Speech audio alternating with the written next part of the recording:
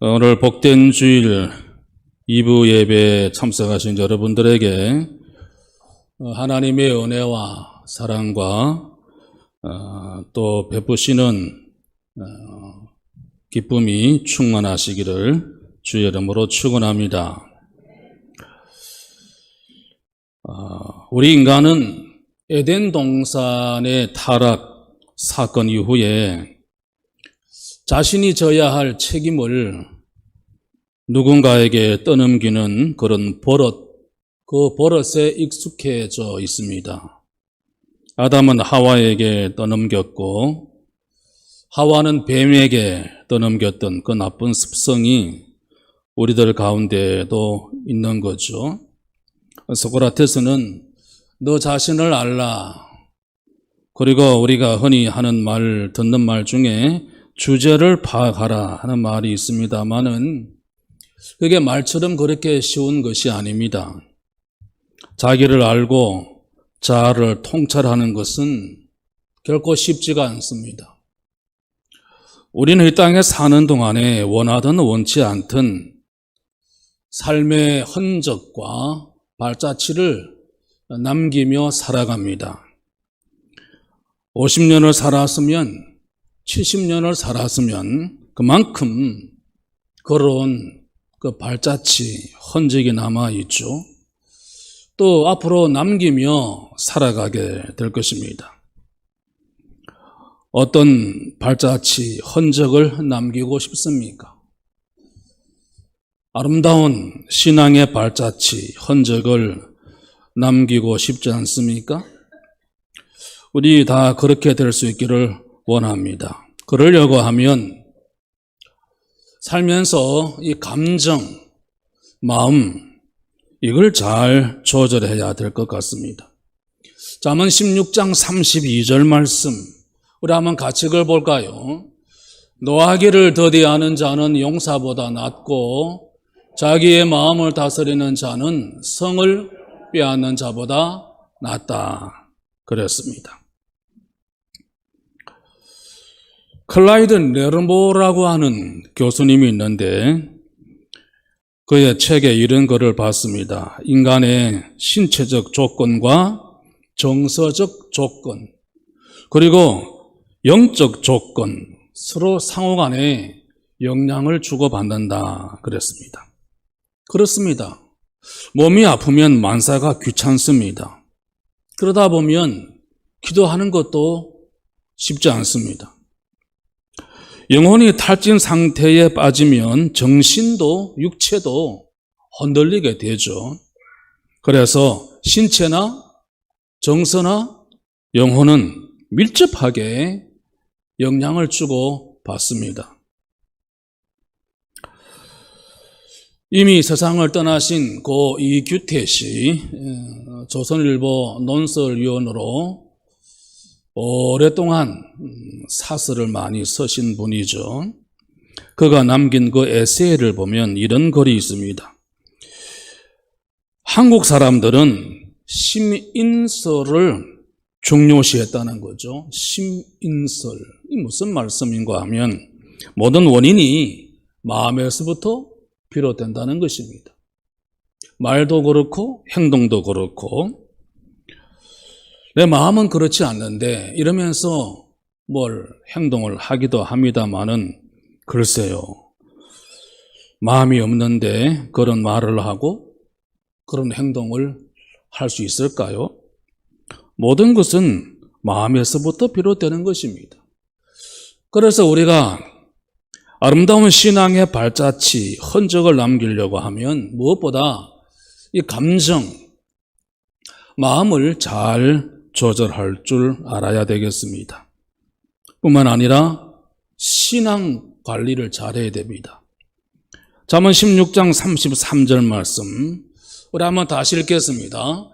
제비는 사람이 뽑으나 모든 일을 작정하기는 여호와께 있느니라. 사람 일의 작정은 여호와께로 말미암는다 하는 거죠. 여호와께서 집을 세우지 아니하시면 세우는 자의 수고가 헛되고 여호와께서 성을 지키지 아니하시면 파수꾼 경성함이 허사다 그랬습니다.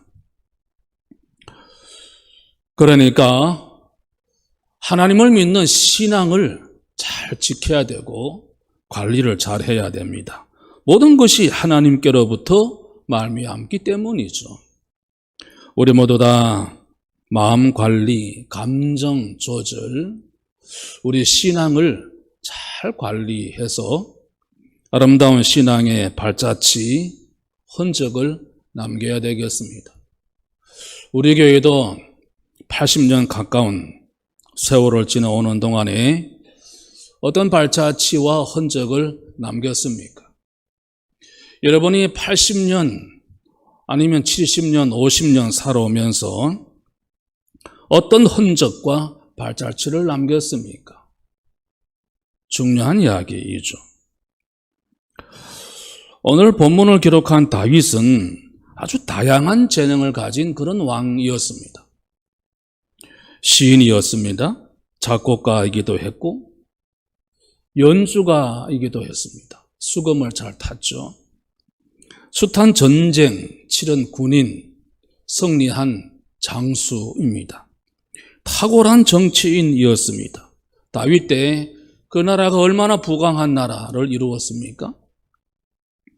그러나 다윗을 말할 때 시인이다, 작곡가다, 연주가다, 장군이다, 정치인이다 뭐 그런 것은 그렇게 중요하지 않습니다.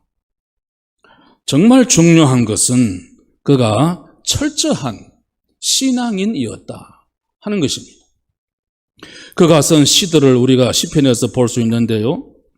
대부분 다 왕이 된 후에 쓴 시입니다.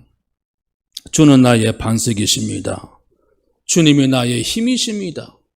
주님이 나의 방패시고 나의 산성이십니다.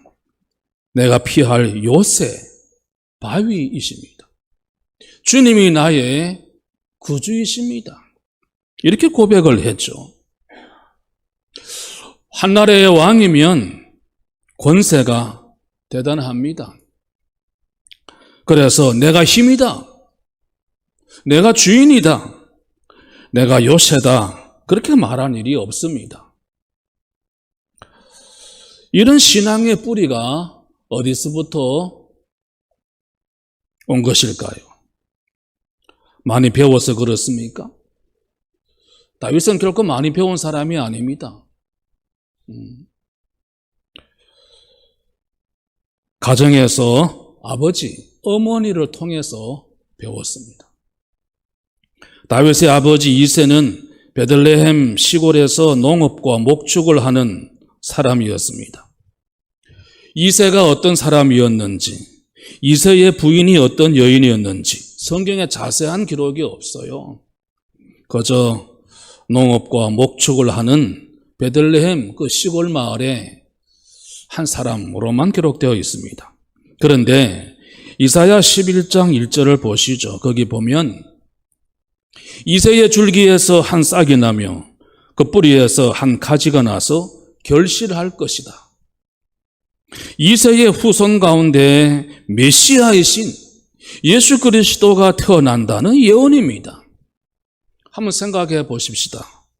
만약에 이새가 방탕한 생활을 하고 타락하고 못된 짓 하는 사람이었다면 하나님께서 다 아시는, 다 보고 계시는 하나님이신데 하나님께서 그 다윗을 예수님의 조상으로 그의 후손 가운데 메시아를 오게 하시겠습니까?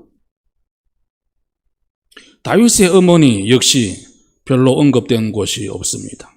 그러나 여러 차례 다윗은 모태를 이야기합니다.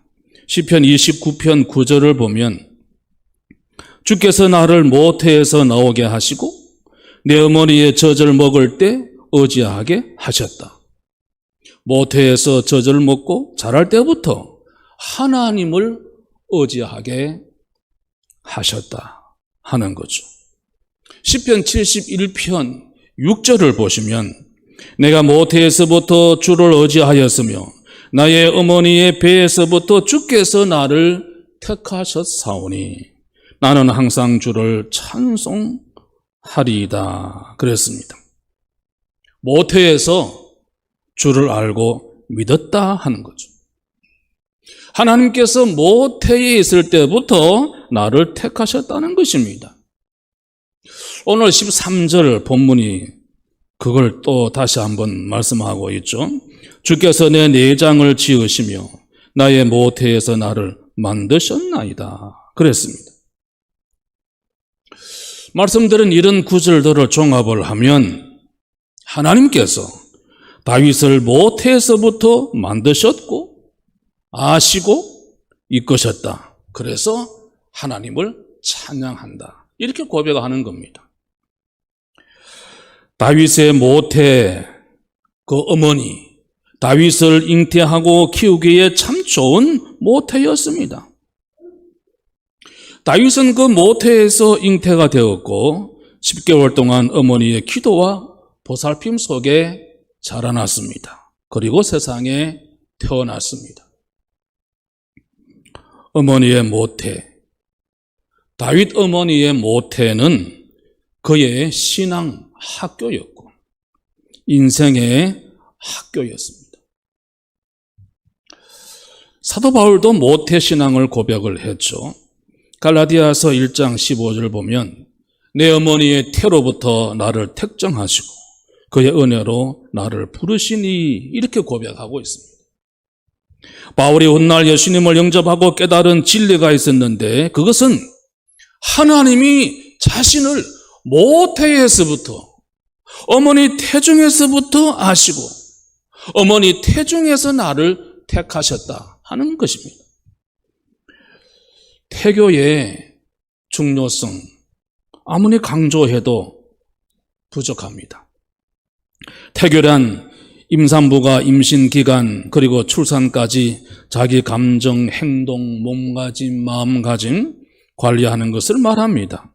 편안한 마음, 안정된 마음을 품어야 태중에 있는 태아에게 정서적으로나 심리적으로, 신체적으로 좋은 영향을 줄 수 있다. 이게 태교의 요지입니다.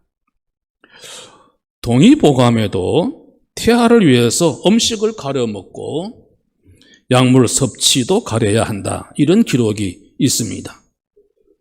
일찍부터 이 태교는 과학적으로 그 중요성이 입증되었습니다. 여러분 며느리나 아들 혹 아이를 가졌으면 이 태교의 중요성 다시 한 번 더 이야기해야 합니다. 오래전에 나온 책입니다.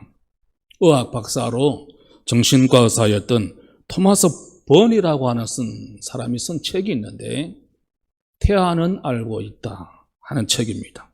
엄마의 정서, 엄마의 감정, 엄마의 언행, 태아의 성격과 인격을 형성하는데 결정적인 영향을 준다. 이게 그 책의 주 내용입니다. 16주가 되면 태중에 있는 어린 아기인데 빛에 아주 민감해진다는 겁니다. 신기하지 않습니까? 태중에 있는 아기가 어떻게 빛에 민감할 수 있을까요?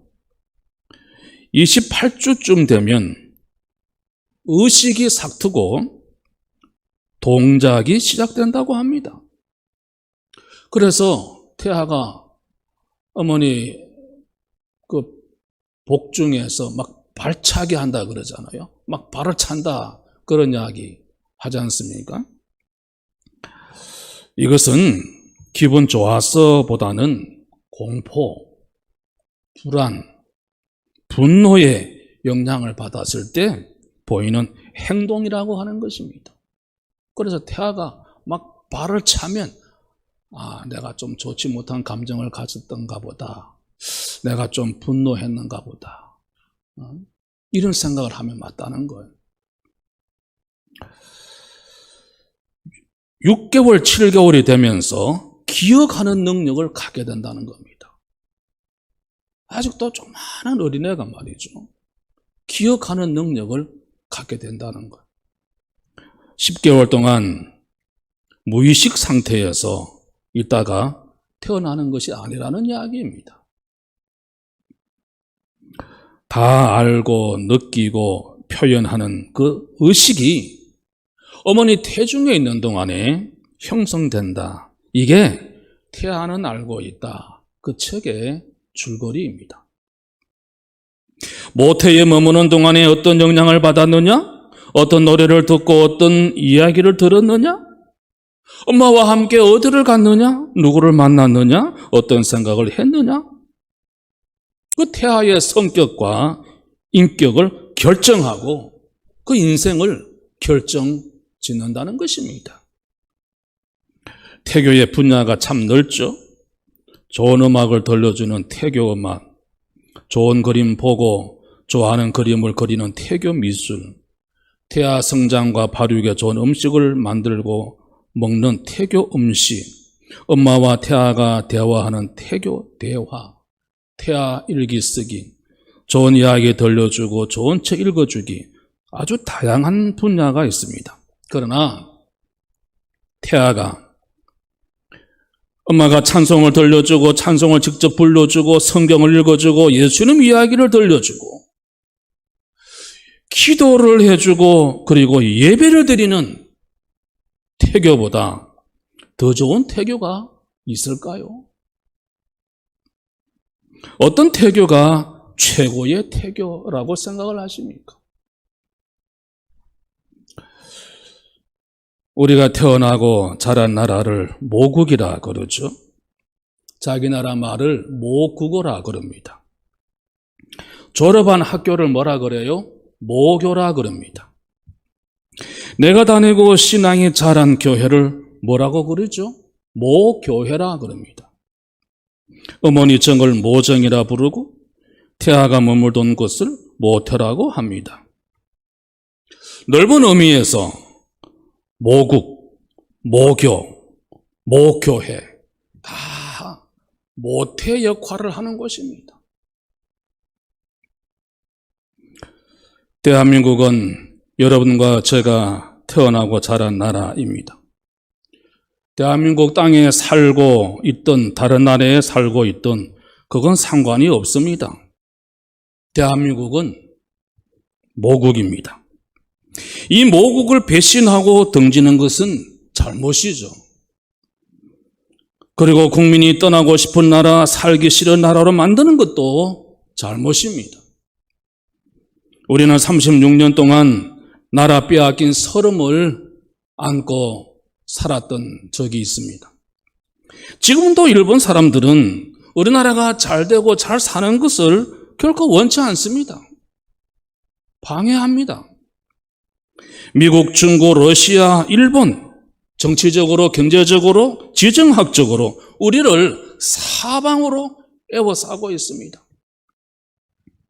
틈만 생기면 언제라도 등을 돌릴 나라들입니다. 미국이 그렇고 일본이 그렇고 중국이 소련이 그렇습니다. 그래서 그 나라 바라볼 거 없어요. 다 자기 나라 위해서 우리를 도와주는 거지. 언제나 등 돌릴 수 있는 나라들이죠. 풍전등화라는 말 아시죠? 바람 앞에 촛불. 우리나라가 처한 상황이 어떻습니까? 정신을 차려야 합니다. 힘을 모아야 합니다. 미국이 도와줍니까? 중국이 두렵습니까? 일본이 의지할 나라입니까? 아닙니다. 우리가 정신 차려야 되고 우리가 힘을 모아야 됩니다. 정치를 책임진 사람들이 할 일이 있습니다. 조국 대한민국의 품을 모태처럼 따뜻하고 평안하게 만들어야 합니다. 그런 나라를 세워야 합니다. 그러라고 우리가 대통령을 세우고 국회의원을 뽑고 그러지 않습니까?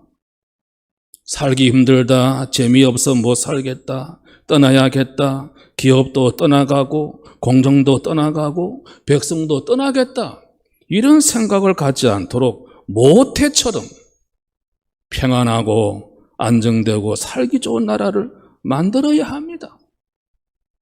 싫으면 떠나라. 우리끼리 살겠다. 이건 모태도 아니고 부모의 마음도 아닙니다. 교회도 그렇습니다. 행복한 교회, 늘 그리운 교회, 잊을 수 없는 교회, 몸은 떠나 있지만 가보고 싶은 교회, 기억이 되살아나고 아름다운 추억이 있는 교회, 그것이 바람직한 모교회, 모태교회입니다. 반대로 떠올리고 싶지 않는 교회, 생각만 해도 지겨운 교회, 상처만 있는 교회, 신앙생활이 망가진 교회, 그것은 모태교회가 아닙니다. 개혁자들은 교회를 뭐라고 그랬는지 아십니까? 어머니라 그랬습니다. 어머니. 모태처럼 아늑하고 평온하고 생명을 지키고 키우는 곳이라는 거죠. 태아는 10개월간 모태에 있으면서 감정, 정서, 행동, 인격의 영향을 받으며 자랍니다. 탯줄을 통해서 성장, 생명 지키기에 필요한 영양소를 공급받습니다. 태아를 임신한 산모는 태중에 있는 생명이 안전하고 건강하게 자라도록 환경과 정서와 영양소를 공급해 줘야 합니다. 교회도 그렇습니다.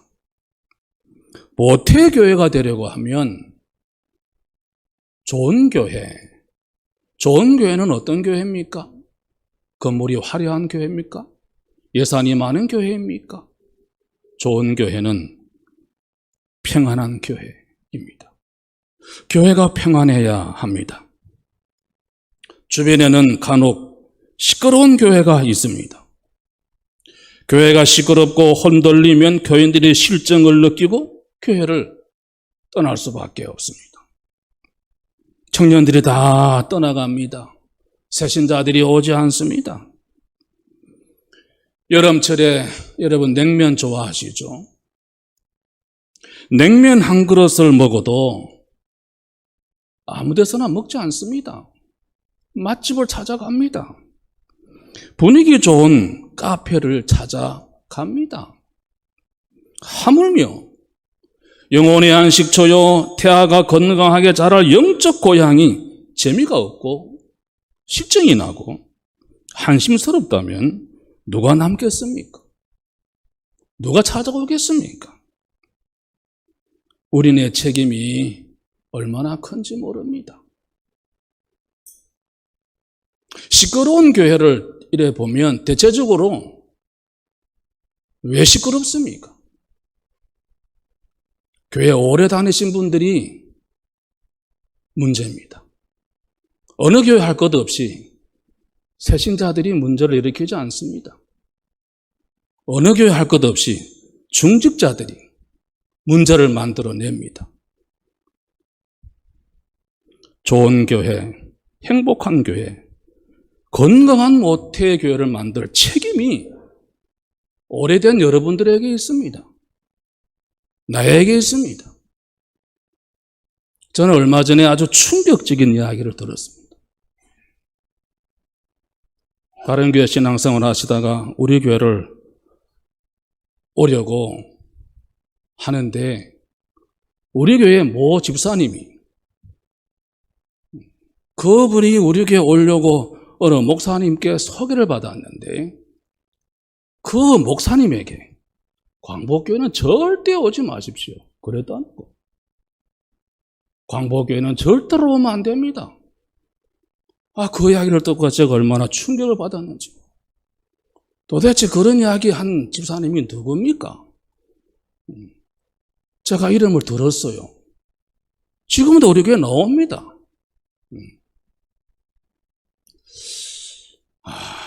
그래서 이게 보통 문제가 아니로구나. 좋은 교회, 행복한 교회, 건강한 모태교회를 만들 책임은 바로 그 집사님께 있습니다. 바로 우리 모두에게 있는 거죠. 훗날 우리 후손들이 나는 광복교회를 잊을 수 없다. 광복교회는 내 믿음의 고향이다. 내 믿음의 모태이다. 나는 거기서 자랐고 영향을 받고 그리스도인이 되었다. 얼마나 좋겠습니까? 반대로 그 교회 때문에 상처받고 망가졌다. 이런 말을 들으면 어찌 되겠습니까? 얼마 전에 제가 잠시 나갔다가 들어오는데 차가 한 대 주차를 하느라고 이리저리 움직이더라고요. 제가 서서 물끄러미 쳐다보고 있는데 90이 넘으신 할머니 한 분과 한 60대쯤 되어 보이는 부부가 내리더라고요. 어디서 오셨습니까? 이래 물었더니 그 할머니 말씀이 누구십니까? 이 교회 목사입니다. 아, 그러냐고 아주 반가워하는 표정을 하면서 목사님, 제가 이 교회를 50년 전 출석을 했던 교회입니다. 어쩌다가 마산으로 이사를 갔는데 마산에 가서 신마산 교회를 다녔습니다. 우리 교단 교회입니다. 저 그 교회를 잘 압니다. 목사님도 잘 알고. 아, 그때 목사님이 이분이었죠. 예, 맞습니다. 50년 전 우리 교회에 목사님이 이런 분이었죠. 아, 그렇죠. 압니다. 지금은 돌아가셨습니다. 아, 그러십니까? 지금은 어디 계십니까? 연세가 많으셔서 아들네 집에 와 사는데 구수동에 산다는 거예요.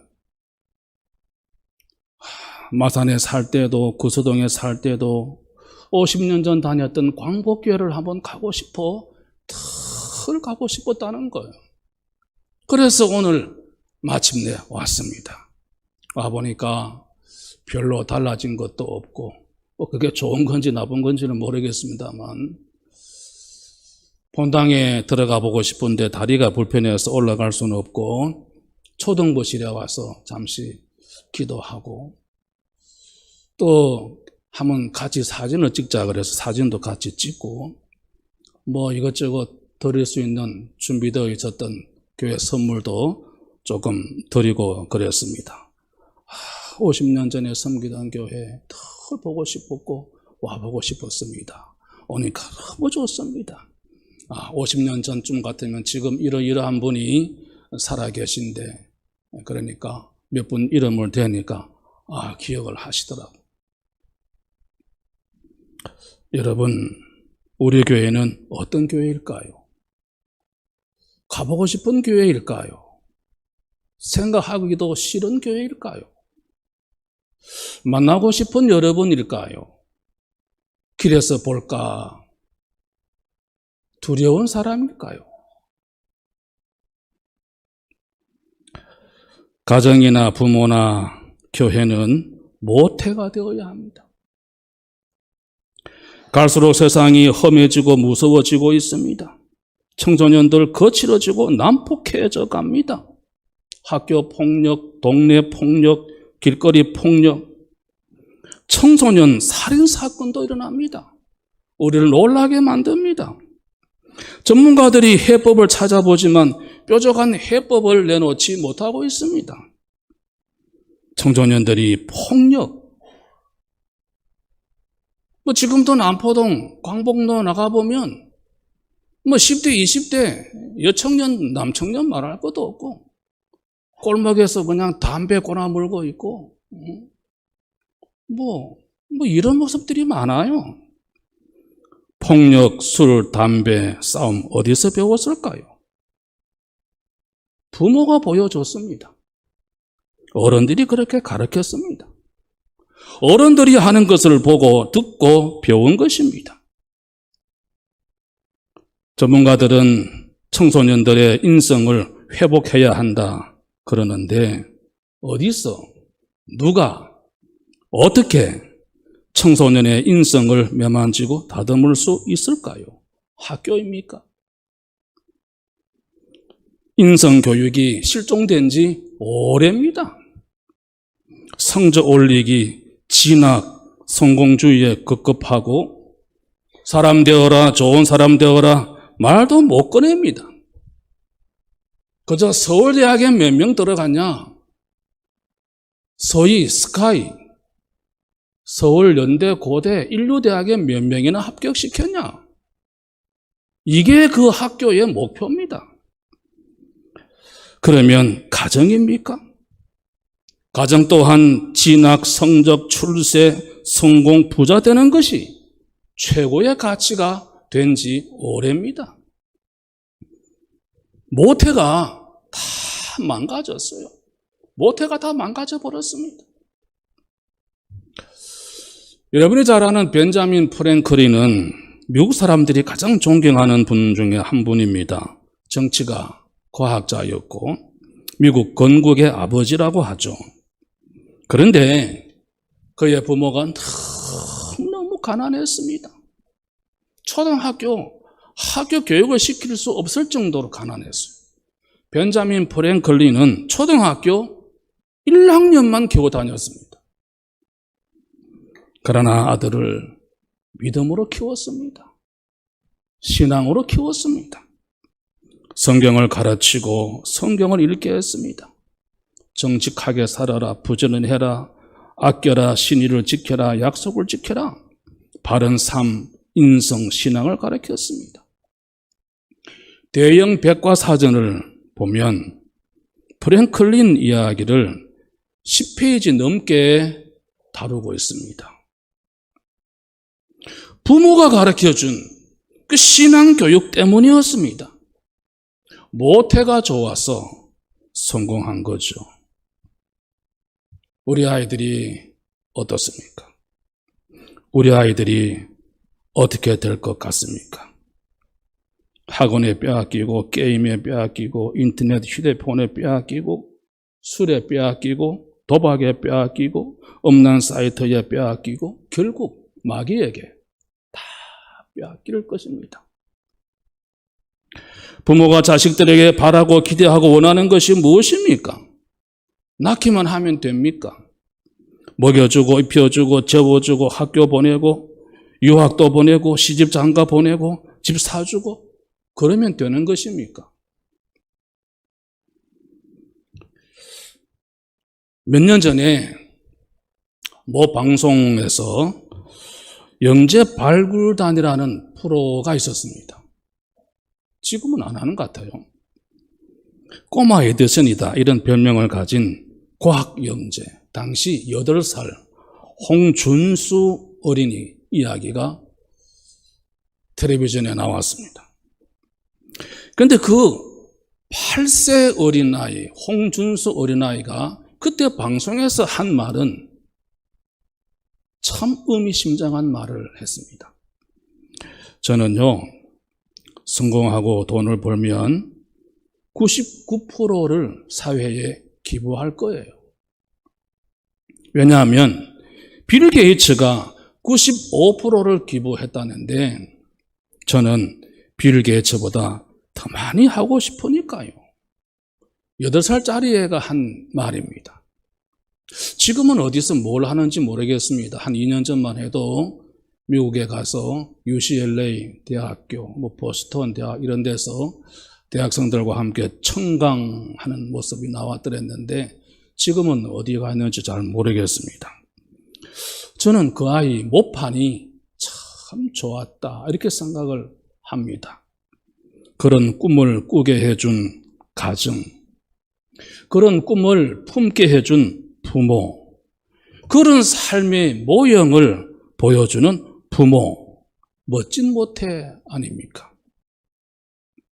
오늘 우리는 어떻습니까? 여러분 가정은 어떻습니까? 부모인 나는 어떻습니까? 오늘 우리 교회는 또한 좋은 모태교회입니까? 우리 세대가 세상을 떠난 뒤에 우리 후손들이 믿음의 고향을 이야기하고 그리워할 수 있게 해야 되지 않겠습니까? 수십 년이 지나도 광복교회를 잊지 못하고 다시 한번 가보고 싶은 교회, 수십 년이 지나도 그때 그 장로님, 그때 그 권사님 만나보고 싶은 그런 교인. 내 부모가 나에게 참 이런 믿음을 물려주었습니다. 내 교회가 내 믿음의 고향이고 모태입니다. 그분 때문에 오늘 내 믿음과 내 인격과 삶이 만들어지게 되었습니다.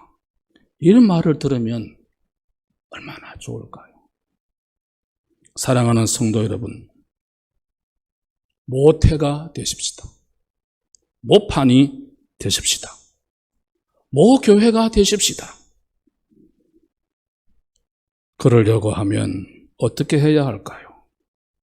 이미 지나가 버린 우리 삶의 흔적, 발자취 지울래야 지울 수가 없습니다. 그러나 이제부터라도 내 신앙의 발자취, 흔적을 잘 남겨야 되겠습니다. 우리는 원하든 원치 않든 다 흔적을, 발자취를 남기게 되어 있습니다. 신앙의 발자취, 아름다운 신앙의 발자취, 흔적을 남기는 우리 모두, 그리고 10년, 20년, 50년, 100년 이후에 그런 아름다운 흔적이 남아있는 교회 되어야 되지 않겠습니까? 그런 교회는 누가 만들어주는 것이 아닙니다. 우리가 만들어야 합니다. 내가 해야 하는 것입니다. 이 한 주간도 아름다운 신앙의 발자취와 흔적을 남기며 살아가는 우리 모두 다 되시기를 주의 이름으로 축원합니다. 우리 찬송가 620장 찬송